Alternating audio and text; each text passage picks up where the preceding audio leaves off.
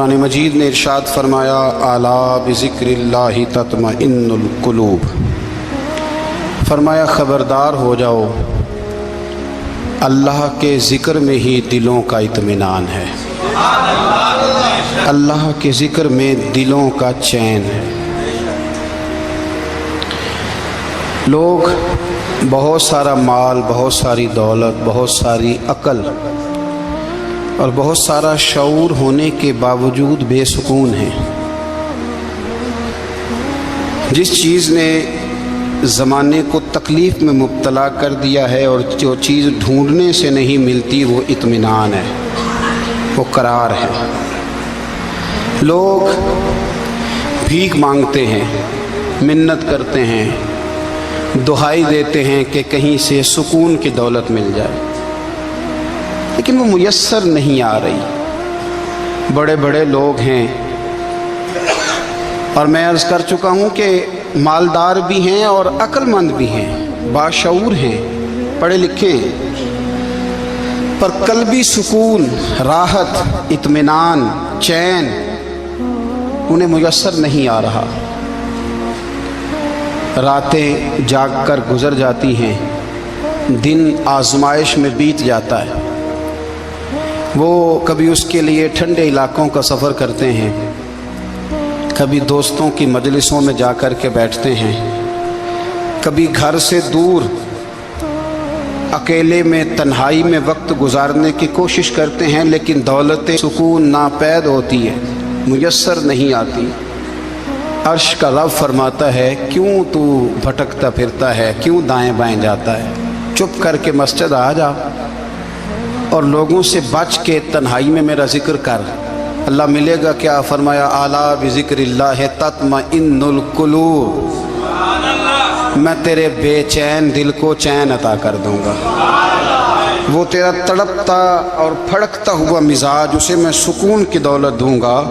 ये तुझे कहीं और नहीं मिलेगा, ये मेरी याद में मिलेगा। ये चैन, करार, सुकून तुझे यहीं मुयस्सर आएगा। इत्मीनान कल्बी ज़िंदगी का हुस्न है भाई, दौलत सुकून असल है। बड़े ठंडे कमरे में कुछ लोगों को नींद नहीं आती, और दादा साहब रहमतुल्लाह अलैह आप जाएं तो दोनों सड़कों के बीच जो फुटपाथ है ना, उस पर भी कुछ लोग सोए होते हैं। उधर से भी गाड़ियां गुजरती हैं, इधर से भी गाड़ियां गुजरती हैं, लेकिन बस नींद है ना, अल्लाह का फजल है, उसने दे दी है, आने वालों को आ गई है। इत्मीनान कल्बी, मेरा मुआशरा बेसुकून है, बेकरार है। मुझे कुछ लोग कहते हैं जी मैं आजकल बड़ा बोर हो रहा हूँ, तो मैं कहता हूँ यार हमें तो टाइम ही नहीं मिला आज तक बोर होने का, नहीं वक्त ही नहीं इतना मुयस्सर आया। कौन सा टाइम निकाले जिसमें बंदा बोर हो? वो तो है कि इंसान कुछ फारिग हो, कहीं उसके पास गुंजाइश हो तो बोर भी हो ले। कैसे बोर हो लेते हो? ये क्या होता है बोर होना? ज़िंदगी में इतना वक्त ही कहाँ है कि इंसान बोर होता फिरे और ये तसव्वुर बनाता फिरे कि मैं बड़ी आजमाइश में हूँ, तो मैं बड़े बोर हो रहा हूँ, तो मैं बड़ी तकलीफ़ में हूँ। तो वक्त बहुत ज़्यादा है हमारे पास, लायानी कामों में ज़ाया बड़ा होता है, तो हम बोर होते हैं, परेशान होते हैं। अल्लाह फरमाते हैं ये जो मेरी याद है ना, लेकिन उसका भी एक तरीका है याद का। उस तरीके से अगर मेरे रसूल करीम अलैहिस्सलाम ने फरमाया अल्लाह का जिक्र इस तरह करना कि देखने वाला तुम्हें दीवाना समझे, लोग समझें कि कोई मजनून है, कोई जुनूनी है, कोई पागल है। यहाँ अल्लाह ताला माफ़ करे, आप जिक्र की मजलिस छेड़ें, आप नाज शरीफ की मजलिस छेड़ें तो बहुत सारे लोग प्रोफेसर बन जाते हैं, वो सारी नहीं हिलाते, उनकी ज़ुबान ही हरकत में नहीं आती। हालांकि रब करीम का जिक्र इस तरह करो कि देखने वाला तुम्हें दीवाना समझे, कहीं और खोने की ज़रूरत ही नहीं। मेरे हबीब गोया हमें फरमाते हैं तो रब के जिक्र में इस तरह खो जा कि तुझे दुनिया का ख्याल ही ना रहे, तुझे फिर दुनिया की होश न रहे। लेकिन अगर नमाज में भी ख्याल गैर आए, जिक्र में भी तवज्जो कहीं और हो, ज़िंदगी में वो अजीब लम्हा था, वो मेरे साथ था और मैं तन्हा था। अगर माहौल ये हो कि आप कहीं जिस्म के साथ तो मौजूद हों, रूह मौजूद ना हो, तो फिर लज्जत ज़िक्र भी मुयस्सर नहीं आती, फिर कैफ नहीं हासिल होता। याद रखें कि इस तरह खो के रब की याद कहाँ से कैफ आएगा? उलझ ही पड़ा गए हैं, وہ مستی، وہ سرور، وہ کیف جو اللہ کے ذکر میں ہوتا تھا، جو کبھی مرشد کامل کے سامنے بیٹھ کر لوگ اللہ اللہ کرتے تھے تو لگتا یہ تھا کہ یہ یہاں ہیں ہی نہیں، یہ تو کہیں اور چلے گئے ہیں، یہاں موجود ہی نہیں۔ لیکن اب وہ موج نہیں، وہ شوق نہیں، وہ درد نہیں، وہ زیب نہیں۔ اقبال تڑپ کے کہا کرتے تھے خیرت کی گتھیاں سلجھا چکا ہوں، یا رب مجھے صاحب جنوں کر دے، اللہ مہربانی فرما، وہ کیفیت دے، وہ سرور دے۔ زندگی میں اگر اطمینان چاہتے ہو تو کبھی کبھی سب کچھ بھول کے نا تو مست ہو جایا کرو رب کی یاد میں۔ کبھی کبھی چھوڑ دیں دنیا، چھوڑیں یار موبائل، کسی وقت کریں اس کو بند، چھوڑیں اس بات کا خیال کہ فلانے نے سلوٹ کیا ہے کہ نہیں کی، چھوڑیں۔ حضرت باجزید بستامی رحمت اللہ تعالیٰ علیہ فرماتے میں نے اعتکاف کبھی اپنی مسجد میں نہیں کیا، یہ کہ سارے ہی ہاتھ چومنے والے، سارے ہی پیار کرنے والے۔ فرماتے میں جب اعتکاف کرتا تھا تو میں بستام سے دور نکل جاتا تھا جہاں کوئی مجھے جاننے والا نہ ہو۔ اٹھ بلیا چل اوتھے وسیے جتھے وس دے نہیں سارے ینے، نہ کوئی ساڈی ذات پچھانے تے نہ کوئی سانو منے، چل ادھر چلیں۔ اٹھ بلیا چل اوتھے وسیے جتھے وس دے نہیں سارے ہی انے، نہ کوئی ساڈی ذات پچھانے تے نہ کوئی سانو۔ اتنا شوق ہے سلوٹ کرانے کا، اتنا شوق ہے تعارف کرانے کا، اتنا شوق ہے اپنا بتانے کا، تو یہ چیز غلبہ کر جاتی ہے، پھر نام رہ جاتا ہے، روح نہیں رہتی، پھر وجود رہ جاتا ہے، پھر باطن کی کیفیت نہیں رہتی۔ خدا را اپنے آپ کو بے چین نہ کرو، بے قرار نہ کرو، بے سکون نہ کرو، رب کی یاد میں آ جاؤ، درود و سلام میں آ جاؤ، نعت کے حسن میں آؤ، تلاوت کی دنیا میں آؤ، سجدوں کے نور میں آؤ، آؤ کبھی کھول کے دل مسجد کی صفائیاں کریں، آؤ آؤ نہ کبھی کوئی بوڑھا دادی نانی دادا ان کے پاس بیٹھ کے پیر دبا کے اللہ کو راضی کریں۔ یہ کیف والی جگہ ہیں، یہ سرور والی جگہ۔ اتنی بے چین ہماری زندگی ہے، بے قرار ہے، تڑپتے ہوئے لوگ، لڑتے ہوئے لوگ، ایسے لگتا ہے اب ایک دوسرے کا گریبان تھام لیں گے، بے قرار بے چین۔ کسی کو انتظار کا کہا جانا کہ 10-20 منٹ کسی کا انتظار کرو تو بعض لوگ مجھے ایسے لگتا ہے جیسے ان کا کلیجہ پھٹ جائے گا، ڈاکٹر کے انتظار میں بیٹھے ہیں تو بڑے پریشان ہیں۔ کسی کو ملنے گئے ہیں کو آدھا گھنٹہ بیٹھنا پڑ گیا تو بڑی دقت میں ہیں۔ اپنے آپ کو سکون دیں۔ آپ یقین کریں بڑا مزہ آتا ہے، کبھی کسی کا انتظار کرنا پڑے تو 2-4 تسبیح درود شریف پڑھی جاتی ہے، یعنی ذوق بن جاتا ہے کہ چلو اللہ نے موقع دیا ہے، کوئی سرکار کو یاد کر لیں، تنہائی مل گئی۔ ہمارا مزاج جس سختی کا شکار ہے وہ سختی آہستہ آہستہ ہمیں زیادہ آزمائش میں ڈال گئی۔ تو میرے بھائی زندگی میں اطمینان حسن ہے، اور وہ سب سے زیادہ اللہ کی یاد میں ملتا ہے، وہ سب سے زیادہ رب کریم کے ذکر میں، سب سے زیادہ جو چاہتا ہے نا دل ٹھنڈا رہے، زبان میٹھی رہے، وہ مدینے والے محبوب پہ درود و سلام پڑھا کرے، وہ حضور پہ درود و سلام پڑھا کرے، زبان میٹھی رہے گی۔ میرا ذاتی تجربہ ہے کہ جو آدمی اپنے اخلاق سنوارنا چاہے وہ حضور پہ درود شریف پڑھے، جو اپنے اخلاق سنوارنا چاہے، طبیعت کو ٹھنڈا رکھنا چاہے، وہ درود شریف پڑھے، اس کا دل سکون میں آئے گا۔ کچھ کام اور ہیں زندگی میں اطمینان کے لیے، ان کا ہونا بھی بڑا ضروری ہے۔ سب سے پہلے اگر آپ چاہتے ہیں نا زندگی میں سکون ہو تو حقیقتوں کا سامنا کرنا سیکھیں، آپ جو ہیں وہ رہنا سیکھیں، جو آپ نہیں ہیں وہ بننے کی کوشش نہ کریں۔ حقیقت کا سامنا کرو گے تو زندگی اطمینان میں آ جائے گی۔ ہم نے نا بہانے بنا لیے ہیں، ہیلے بنا لیے ہیں، جھوٹ کے سہارے اپنے آپ کو اونچا کر لیا۔ ایک آدمی سے کہا جاتا ہے تو رشوت نہ لے، تو کہتا ہے میں غریبوں سے نہیں لیتا۔ تو میرا سوال یہ ہے کہ امیروں کا حساب لینے کی اللہ نے تیری ڈیوٹی لگائی ہے، تیرے ذمہ لگایا ہے کہ تو امیروں کا حساب کر، تمہیں کیا ضرورت پڑی ہے؟ ہم نا بہانہ کرتے ہیں، رشوت لینے والے کا الگ بہانہ ہے اور سفارش والے کا الگ بہانہ ہے۔ حقیقت کا سامنا کریں، حقیقت کا، جو میرے ذمہ داریاں ہیں وہ میں نے پوری کرنی، جو آپ کی ذمہ داریاں ہیں وہ آپ جان نہ چھڑائیں، حقیقت پسند بنے میرے رسول کریم۔ پھر پڑھیے درود شریف صلی اللہ علیہ تعالی علیہ وسلم۔ حضور صلی اللہ علیہ وسلم نے فرمایا کہ میری بیٹی سیدہ فاطمہ الزہرا رضی اللہ تعالیٰ عنہا صرف جنتی نہیں، جنتی عورتوں کی سردار ہے۔ لیکن حضور نے یہ بھی فرمایا کہ فاطمہ یہ خیال رکھنا اگر اللہ نے حساب پوچھا تو حساب تم نے خود دینا ہے۔ حقیقت کی طرف توجہ کرائی حضور نے، وہ صرف جنتی نہیں، جنتی عورتوں کی سردار ہیں، پر حقیقت کی جانب توجہ۔ میں حقیقت یہ ہے کہ اگر مالک نے حساب پوچھا تو اس کی تیاری بھی کرنی ہے۔ دیکھیں نا، ہمیں کچھ یقین نہیں، اللہ معاف کرے کہ ہمارا حساب کیسا ہوگا، لیکن کتنے آزاد ہیں۔ یعنی بڑی دلیری سے بندے کہتے ہیں فجر نہیں پڑھتا جی، 3 پڑھتا ہوں جی، شاہ رہ جاتی ہے جی، کپڑے صاف، بڑی دلیری سے۔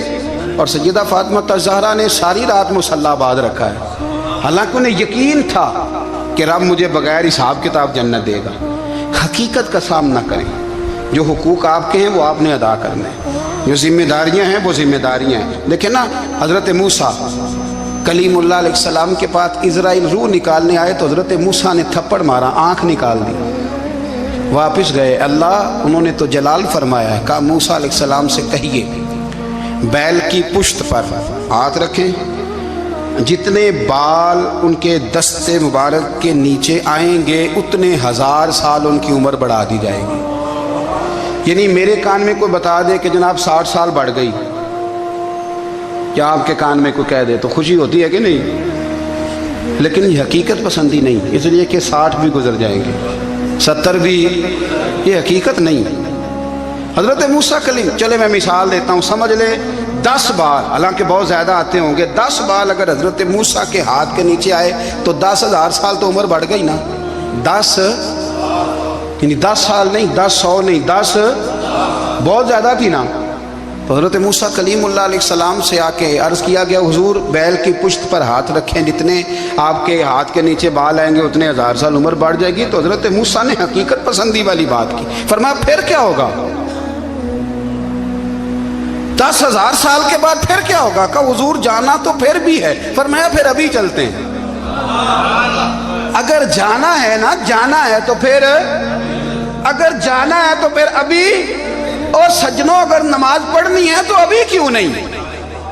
اگر داڑھی رکھنی ہے تو پھر رمضان کا انتظار کیوں کریں، ابھی کیوں نہیں؟ اگر سچ بولنا ہے تو پھر، اگر رزق حلال کھانا ہے تو پھر انتظار کاہے کا؟ حقیقت ہوتی ہے، بہانہ ہوتا ہے، حقیقت چھپ نہیں سکتی بناوٹ کے اصولوں سے، کیونکہ خوشبو آ نہیں سکتی کبھی کاغذ کے پھولوں سے۔ یہ بات یاد رکھیں، اگر جانا ہے تو حضرت کلیم فرمانے لگے پھر 10,000 سال کے بعد بھی جانا ہے تو آج بھی۔ ہمیں بے قراری زندگی میں اس لیے کہ ہم حقیقت پسند نہیں، ہم بہانوں میں، ہم ہواؤں میں جیتے ہیں، ہواؤں میں، خیالات میں زندگی گزارتے ہیں۔ بڑا ٹائم پڑا ہے، مثلاً کتنا میرے رسول کریم صلی اللہ تعالیٰ علیہ وآلہ وسلم نے ایک دن صحابہ سے فرمایا تمہیں حیا نہیں آتی؟ حضور کیا ہوا؟ فرمایا وہ والے مکان بناتے ہو جن میں تم رہ نہیں سکتے، وہ والا مال جمع کرتے ہو جو کھا نہیں سکتے، حیا نہیں آتی؟ عرض کی حضور حکم کریں تو محبوب فرمانے لگے جوتے کا ایک تسمہ بند کرتا ہوں تو سوچتا ہوں دوسرا بند کرنے سے پہلے موت آ جائے گی، ایک سانس اندر جاتی ہے تو دوسرا آنے سے پہلے میں یاد کرتا ہوں کہ مجھے دنیا سے جانا ہے۔ تمہیں حیا نہیں آتی؟ وہ مکان بناتے ہو جن میں رہ ہی نہیں سکتے، وہ مال جمع کرتے ہو جو کھا، حقیقت پسند نہیں بھائی۔ ہم بہت سارے لوگ ہیں بڑی باتیں سناتے ہیں، بڑی، میں کہتا ہوں اصل میں نا زیادہ باتیں سنا کے نا بیچارہ اپنے آپ کو مطمئن کرنا چاہتا ہے، اصل بات یہ ہے کہ اندر سے نا ہلا ہوا ہے، کچھ بھی نہیں، بڑا زیادہ ہنستا ہے اور مجھے لگتا ہے کہ کوئی گہرا زخم چھپا رہا ہے۔ اس لیے ملمہ سازی، حقیقت پسند بنو، حقیقت پسند۔ یاد رکھنا من ترک صلاۃ متعمدا فقد کفر، میرے رسول نے حقیقت بیان کی، فرمایا جس نے ایک نماز بھی جان بوجھ کے چھوڑی اس نے رب کے رب ہونے کا انکار کیا، اس نے کفران نعمت کیا۔ یہ حقیقت ہے، کوئی کلیریفیکیشن نہیں، کوئی وضاحت نہیں۔ جو نماز نہیں پڑھتا، جھوٹ بولتا ہے، غلط بیانی کرتا ہے، جو شخص رزق حرام کما کے کہتا ہے کہ اس کے بغیر گزارا نہیں چلتا، وہ جھوٹ بولتا ہے۔ اس لیے کہ رب فرماتا جب تجھے پیدا کیا ہے تو تیرا رزق میرے ذمہ ہے، اللہ فرماتا ہے کہ لا یکلف اللہ نفسا الا وسعها، میں کسی پر وہ بوجھ نہیں ڈالتا جو اٹھا نہ سکے۔ نماز فرض کی ہے، اس کا مطلب ہے ہم پڑھنے کے قابل ہیں، اس نے ہمارے ذمہ داریاں لگائی ہیں، تو مطلب یہ ہے کہ ہم ذمہ داریاں ادا کرنے کے قابل ہیں، ورنہ وہ کہتا ہے میں وہ بوجھ ڈالتا ہی نہیں جو تجھ سے اٹھایا نہ جائے۔ اگر چاہتے ہو کہ زندگی میں اطمینان ملے تو خدا را حقیقت پسندوں والی زندگی گزارو۔ یہ فضاؤں میں زندہ رہنا، ہواؤں میں، اللہ بڑا معاف کرنے والا ہے، اللہ بڑا کریم ہے، معاف کر دے گا، تو بھئی یہ بات صحابہ کو بھی پتا تھی، یہ اہل بیت کو بھی خبر تھی، تو وہ تو ایک ایک بات کا لحاظ کرتے تھے۔ یہ غوث اعظم کو بھی پتا تھی، یہ ان کے والد کو بھی پتا تھی، جنہوں نے کسی کا ایک سیب کھا لیا تھا تو 12 سال اس کے گھر میں نوکری کرتے رہے، انہیں نہیں پتا تھا اللہ بڑا کریم ہے، معاف کر دے گا، ایک سیب ہی ہے نا۔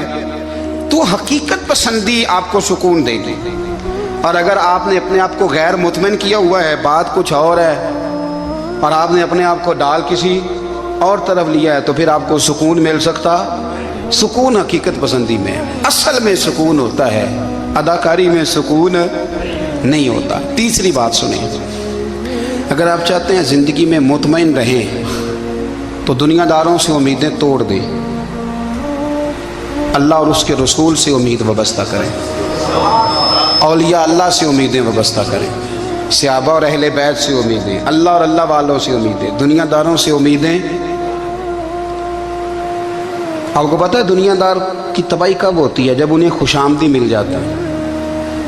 چودھری کا بیڑا اس وقت غرق ہوتا ہے جب اسے چودھری کہنے والے زیادہ ہو جاتے ہیں۔ سیٹھ صاحب اور نواب صاحب بیچارے تباہ تب ہوتے ہیں بھولے پن میں، جب ان کے دائیں بائیں ریلا ہوتا ہے سیٹھ صاحب کہنے کا، لوگ انہیں کھانا چاہتے ہیں، پیار ان کا نہیں ہوتا، ان کی جیب کا ہوتا ہے، محبت ان سے نہیں ہوتی، ان کی کرسی سے ہوتی ہے، ضروریات کا پیار ہوتا ہے، تباہ کر دیا جاتا ہے۔ ہماری ساری توقعات دنیا داروں سے وابستہ ہو گئی ہیں، ناراض نہ ہونا۔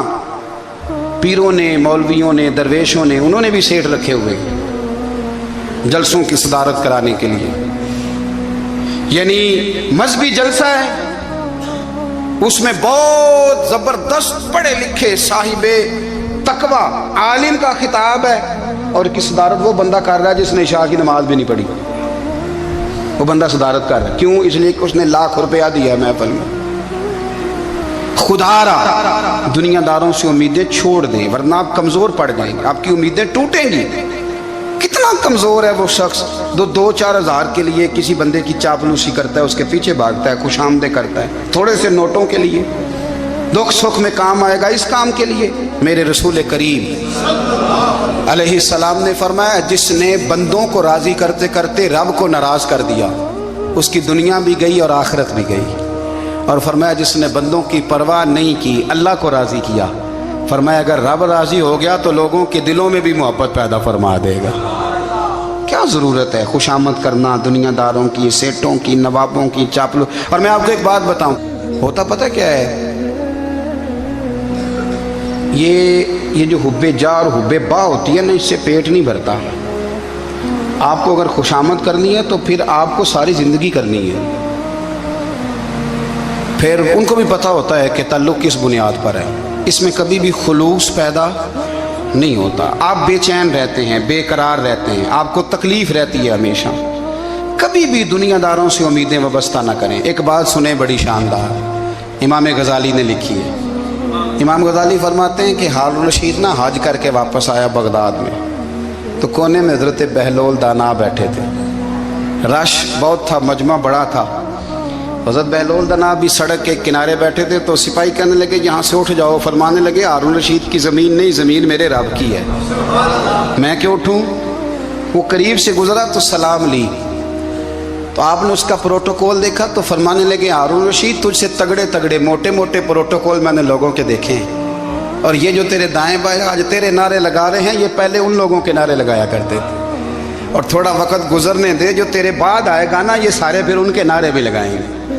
تو جھوٹ کی دنیا میں زندہ ہے، ان سے تو نے امیدیں وابستہ کی ہیں، یہ کل اس کے نعرے لگائیں گے۔ اس کے دل پہ بڑا اثر ہوا، گھوڑے سے اتر آیا، آگے کہنے لگا حضور آپ نے مجھے بڑی اچھی نصیحت کی ہے، میرا دل بڑا ٹھنڈا ہوا ہے، میں نے سنا ہے آپ مقروض ہیں، کچھ لوگوں کا قرض، تو مجھے کوئی حکم ہی کر دیں آپ ہنسنے لگے, فرمانے لگے یار تو بڑا ہی بیوقوف ہے, بڑا ہی بیوقوف ہے تو, میں تجھے نصیحت کر رہا ہوں تو مجھے الجھا رہا ہے. حضور کوئی حکم کر دیں.